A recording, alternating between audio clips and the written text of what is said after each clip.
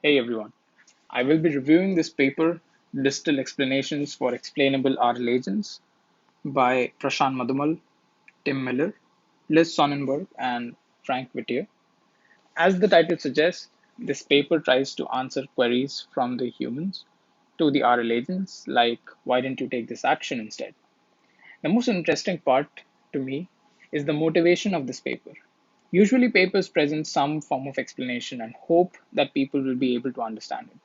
This paper, on the other hand, addresses a crucial issue. What type of explanation do the humans want? And what type of explanation do they give when they try to explain an RL agent's action? The authors in this paper extend their previous work on action influence models by making an interesting observation that humans like a certain type of explanation which uses causal relationships. I'll further summarize the abstract. So they are trying to posit 2 points. First is that they show that explanations using something known as opportunity chains is actually preferred by the humans. So being able to generate those kinds of explanations would be really helpful for the AI systems. The second point is that they are trying to extend their previous work on action influence models to provide an explanation for model free RL agents. So this is really important that all of this stuff that they are doing is for model free RL agents. The ideal explanation, that is the explanation that they generate using something known as opportunity chains, that kind of explanation that they're trying to achieve is called Z. Okay, now they already had an action influence model which did similar thing, which would come up with some form of explanation, which is a causal explanation, and let's call that kind of explanation as X. So it should be noted that X isn't Z, right? Z is like a league above X. Now we need to add some stuff to X such that it becomes Z. So there comes this notion of distal explanations. What does distal mean, right? So in the paper, in the abstract itself, they provide the definition of opportunity chains. As in the opportunity chains, they take this form of A enables B and B causes C. Okay, so what this means is, let's suppose we are in a situation where the agent takes left. Now we can ask, why did you take left? An answer, an explanation, in fact, for this kind of question can be, well, I took left because that allows me to cross the road, which in turn allows me to enter the building. So in this example, here A becomes taking left, B becomes crossing the road, and C becomes entering the building. So you see, it is intuitive that this makes sense. This kind of explanation makes sense. So their contribution here is to find out what this B is, because A is already known. This is the action that we're taking. C is basically the goal that we want to reach. And B is something that comes after A and sort of causes the goal to happen. So in our example of A, B, and C, A happens, which enables B, and this B causes C. So this B is a distal action, right? And the combination, the whole framework, they call it as distal explanation model or framework, I think. So the idea, anyways, is to do this: Z equals X plus Y, right? So they say that if we sort of combine what we got from the action influence models and we add this information, this B information, that I'm doing this action because I want some other action to happen, but that can only happen when I take this particular action, right? So this is Y. So they want to combine this X and this Y to form what we will understand later on is the opportunity chain. Now once they have this kind of information, they can use a natural language template to fit all of this right in so that people can understand better. So now we know the three components. The first component is the distal explanation, the ideal explanation that we're looking for, that we've been saying is generated with opportunity chains, etc., etc. So the first thing that the authors do here is to show that if, let's suppose, we have the ability to produce such an explanation, people would actually like it, right? So what they do is, their idea is here. So what they do is, we will explain to the users in a way that is best understood by them. And how do we know it is the way that we are saying? Because the users in their study agreed that this sort of explanation, which has this concept of A enables B and B causes C, is actually better than when such uh, organization is not there. And when they ask the users to provide, well, they ask the humans, hey Bob, just provide me an explanation of what you think why that agent took this action. Then Bob came up with an explanation which really came in hand with what this opportunity chain looks like, right? So the humans also produce something which is a lot similar to the opportunity chains. So this is how they sort of justify that their work has valid motivation. Now we'll come to the mechanics of all of this. How do we get this Z? Because once we do, then our work is done. So as I said, there are two components to this Z. First is X and second is Y. The first component X, as I said, comes from their previous work, which is on action influence models. So that work also produced some form of explanation. Now they would use that explanation and leverage it to populate this X here in this equation. Now they won't really take the same exact same work and just put it in here. Rather, what they do is they somehow show that using the same stuff again doesn't really perform that well. And instead, we would change some components inside of it, and that would work well for us, right? So what is that component? That is a decision tree. We'll look into what this X is and how we go about it. But the idea is to somehow enhance it, enhance what X was doing already, right? And now the second part is to extend it. So the extension comes from this Y. So Y is pretty simple, right? So they just want to know, let's suppose I, like the agent, RL agent did some action, take left. Now they just want to know this B, right? So this is the take left action. And now they want to predict what this B would be. Because if they're able to correctly predict what this B is, then they can just say, right, because I wanted to do B, I did A. And that sort of makes sense as to why is it a valid explanation.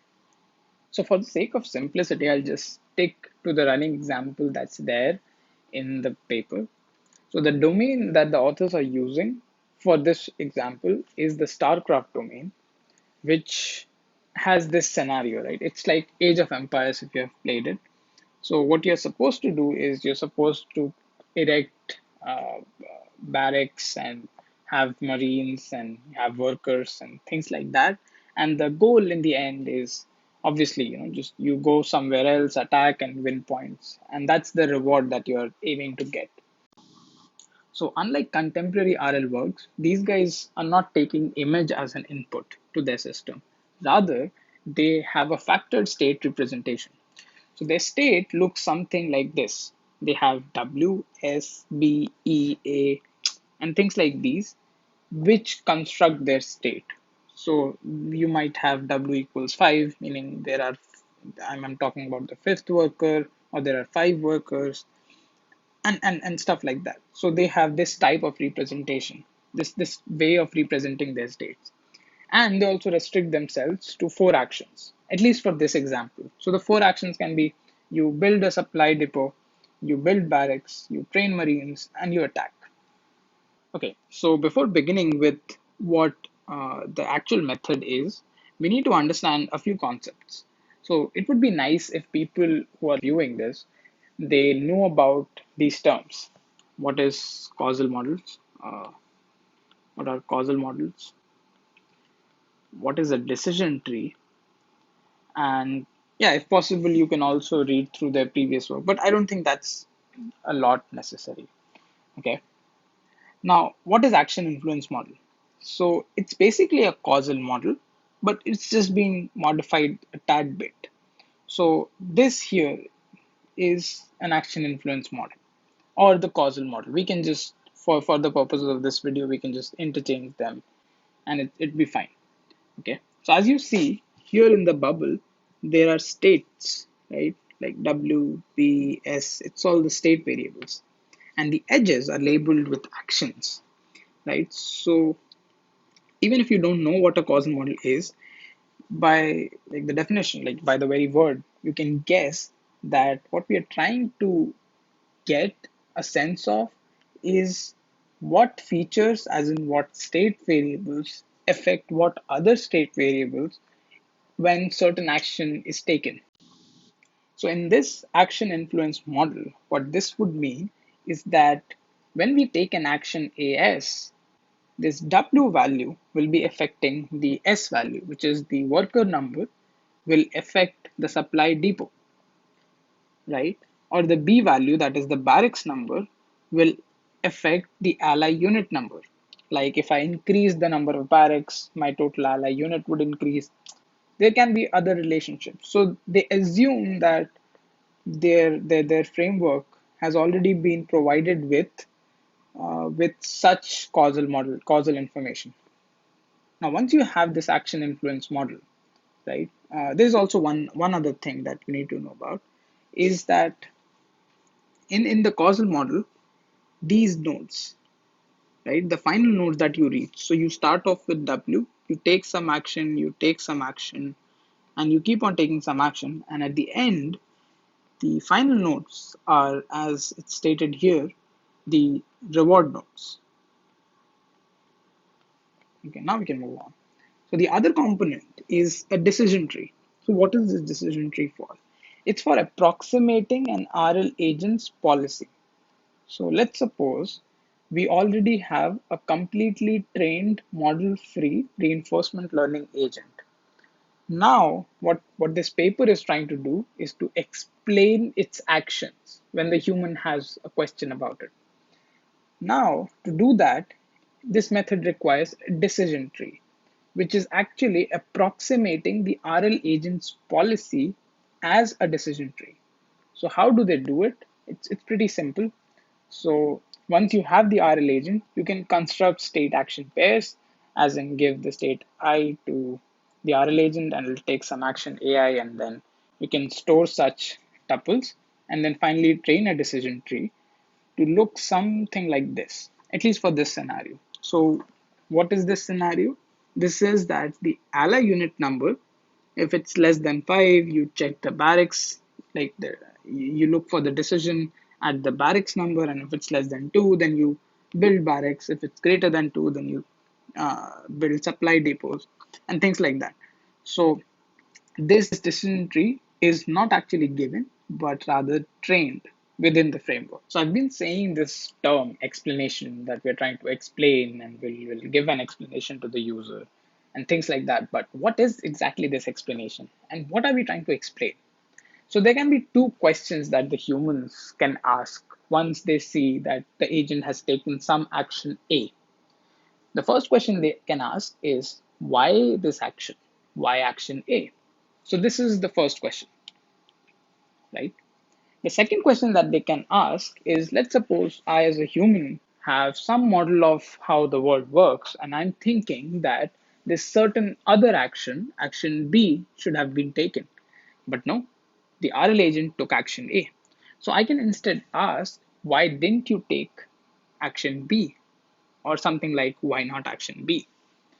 This is the second part. And we'll probably focus more on the second part because the first is pretty trivial once you know how the second works. Now, in this why not question, as in why not action B, the explanation is of the form of a tuple. This tuple has information which we would require to populate a natural language template, which then can be shown to the user and they can easily understand. So all this work is to be done to populate that natural language template. So what does that template require? Okay, we'll look at the components, these three components in the tuple xr, xcon, and ad in just a bit. First, we can go through what does this distill explanation look like for a question like why not action AB. Remember, action AB is from a running example, build barracks. So it would sound like why not action build barracks. I'll just shorten it and keep saying AB.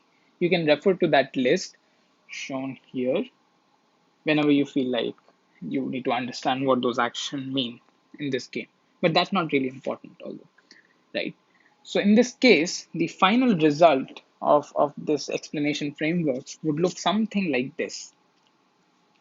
Because ally unit number AN is less than the optimal number 18, it is more desirable to do the action train marine to enable the action attack, as the goal is to have blah blah blah. So in this template, you can see what the important factors are. I've already highlighted them. So the first is the contrasting variable, as in which state variable is used in this template to contrast the case when this particular action was good versus when this particular action would be bad, right? As in the counterfactual state variable, whatever. So this is the thing highlighted in green, right? This is the contrasted node. The second part is the current action that we took, which is in orange, AM. The third is the distal action, which is AM is done to enable the attack action. This attack action is a distal action, which we are saying as in we did this because we actually wanted to do that, and doing that would help us achieve the goal, which is our final component, right? So what would an explanation look like if it were not to be from this framework? So what does a causal explanation look like? So a simple causal explanation for this same question, why not action AB, would look like because it is more desirable to do the action train marine. Oh, sorry, it shouldn't be here. It is more desirable to do the action train marine to have more ally units, as the goal is to have blah blah blah. So here it's pretty straightforward, I would say. It's not wrong, obviously, but it's not complete as well. You don't get that much information what you got in the above explanation. Here we are just simply saying, oh, I did this because I wanted this, because the goal is this, right? But in the above explanation, maybe it's a cherry picked case, but it really highlights the distal action, really highlights the importance of doing the correct action. Now that we know that how these components are going to be fit in the template that we would give to the humans as an explanation, we can now look for how do we go about getting these components one by one. So we'll start off with the simplest one and then go about considering the more difficult one, as in the more complex one. It's not difficult anyways, right? So how do we obtain this distal action? Again, I'll just write down the component that we're looking for, right?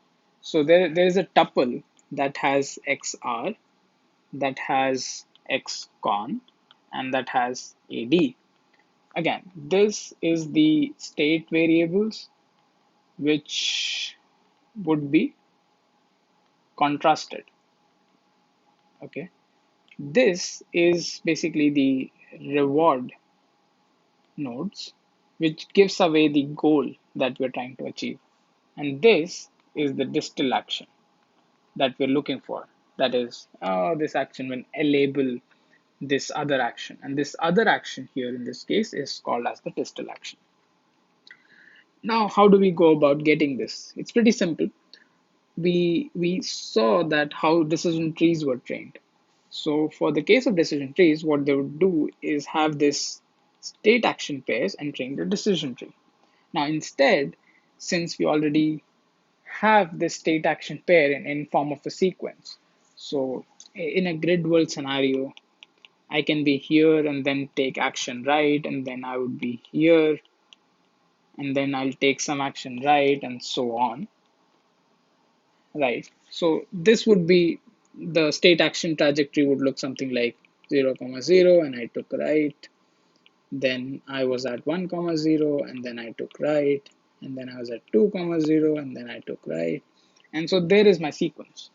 Now, usually what people do these days is when they see a sequence and they want to predict something, they usually employ recurrent neural networks. So this is what the authors here do too. They would feed this whole sequence to a recurrent neural network, and that would predict for us the distal action. They don't really mention a lot of details about how they implemented it, but I assume it's pretty straightforward to do so, and it's fine if they skim out some details. Okay, so we can safely say that we are done with this part. Now we're left with these two. Okay, so how do we get about obtaining XR? This is the second most easiest part in all of these three things.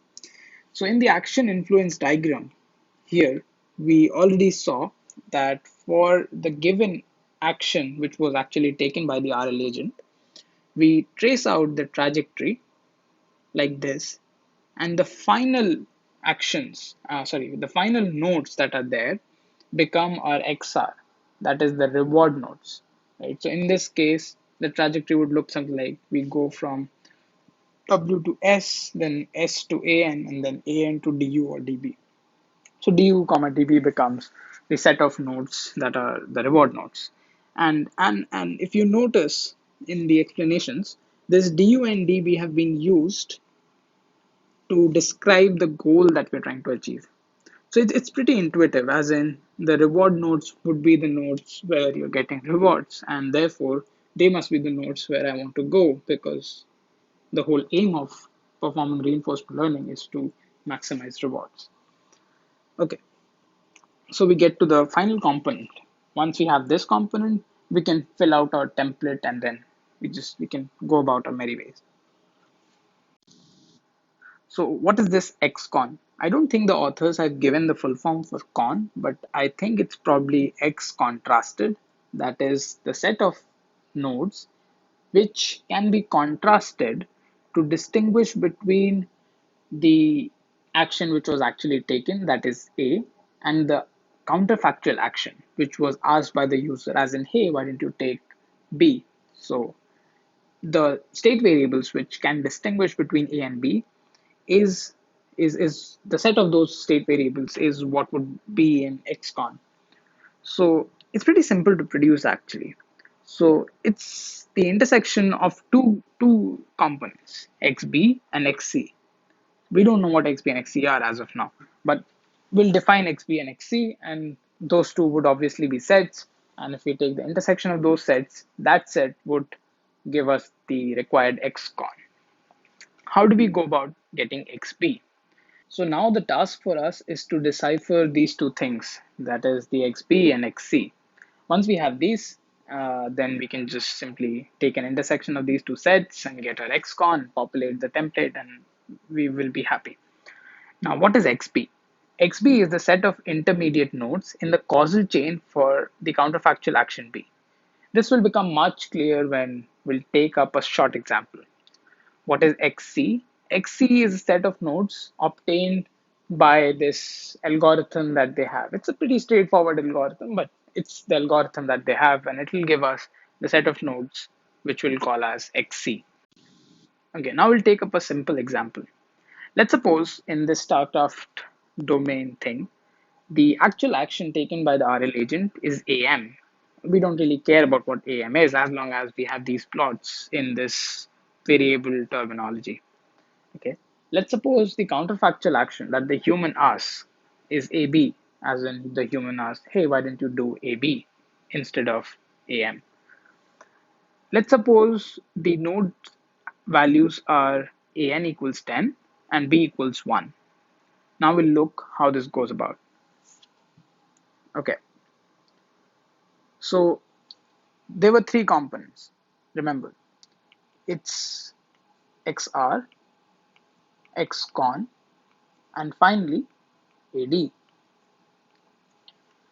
And we right now are concerned with how to go about with XCon. XCon has further two parts, XB and XC. So what is this XB? As I said, B is the counterfactual action. So instead, we can call it as XAB. Now, how do we get this XAB or XB? What we do is we look for this action AB in the causal chain here. Now we'll follow this path, the orange path, and we'll go about and trace this path, and all the nodes that come in this trace belong to the set XB. So it would look something like this here. That is B to AN and to DU comma DB, where B is of value 1 and AN is of value 10. Now to calculate XC, we have to do some tricks with the decision tree. Of course, decision tree was introduced, so it has to be used somewhere, and this is the point where we'll use the decision tree.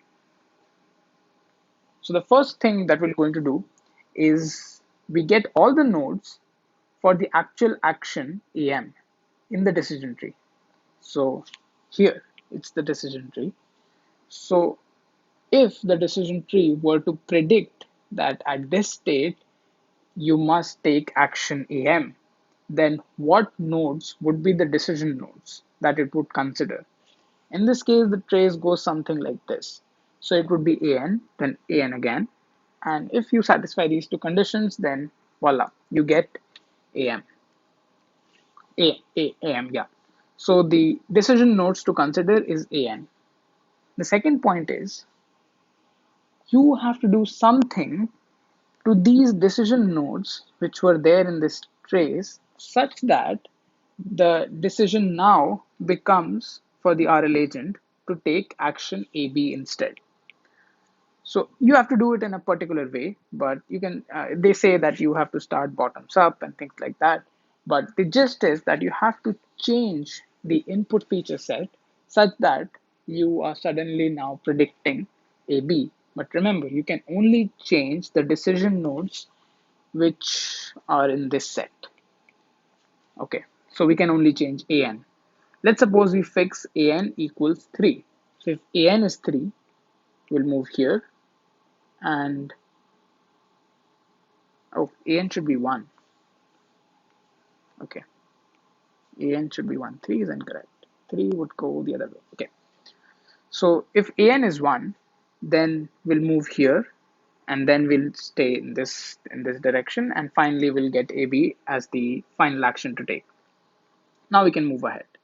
So let's suppose if AN is 1, then in the decision tree, what are the decision nodes that we had to consider to get the action AB, right? That is, what are the decision nodes that we had to consider to get this AB in the current setting, as in the setting where AN equals 1 and B equals 1 as well, right? This is AN and B.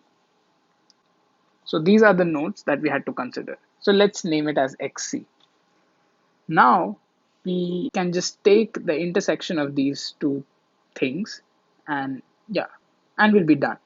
One thing to note, I just changed this because it was wrong in the previous version. Okay, so this part was wrong.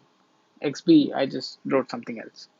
Okay, so what we're trying to do is to take the intersection of these two sets, and this intersection is slightly different from the normal set intersection. Here, what we're trying to look for is the common state variables, as in B and AN, which are common, but also which can be contrasted, as in their values are different too, because otherwise they have the same value, then because what these two sets signify is this is the would have been case, as in if this is my state feature set, then I would have taken the counterfactual action, and this is my set from the causal chain, right?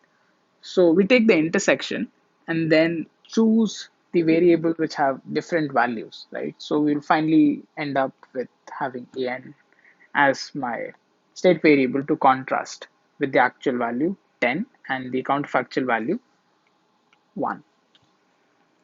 Now what does the result look like? Oof. Okay, so the result looks like, because the ally unit number AN is less than the optimal number 18, it is more desirable to do the action train marine AM to enable the action attack, as the goal is to have more destroyed units and more destroyed buildings. Okay, so how have we used all of these pieces? So again, we just got our an as the state variable which we can use to contrast the counterfactual action and the actual action here in the green. Then I'll just use this here.